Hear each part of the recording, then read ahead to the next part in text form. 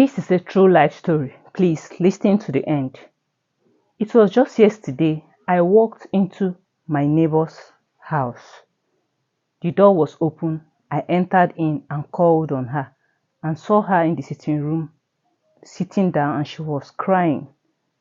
I walked up to her and asked why she was crying, and she told me, this was her words: "Tell me that God is not partial." How can you make me believe that God is not partial? And I asked her, why did you say so? This was a woman who is married for over some years without a child. She has never conceived. So I wasn't surprised at what I was seeing at that moment. And I said to her, please get hold of yourself.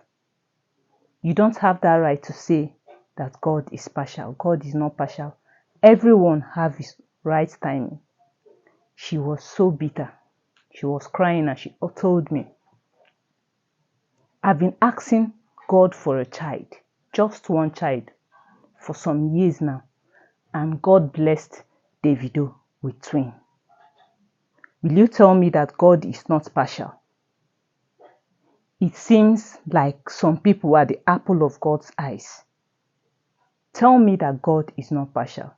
Not knowing what to say, I opened my mouth, and the only thing that came out of my mouth is, please don't blame God for this. It is possible that Davido and his wife saw a very good specialist who did artificial insemination on the wife. It's possible they put the two sex of child which they want into his wife, and naturally she carries it and gives birth. And it seems like God has done it for them. Yes, God has done it, because it's not easy to put that child in there, carry it and give birth to it. But that is not the reason why you should say that God is partial. I told her that I believe in the right timing. Everyone have his own time. And she said, the right timing? Do you know I am almost hitting menopause? And I said, still, never give up.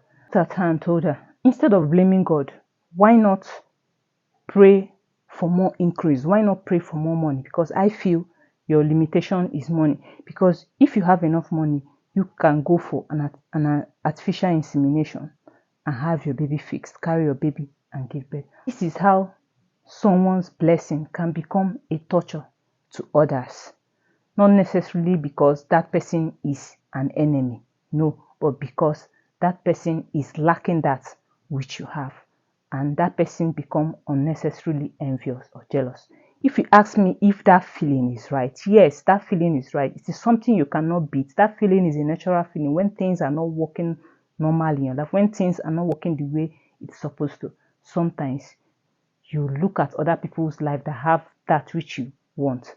I came back home that day and pondered on everything that happened that day, and I decided to make this video so that the world will hear this and know how someone's celebration of his blessing can become a torture to others.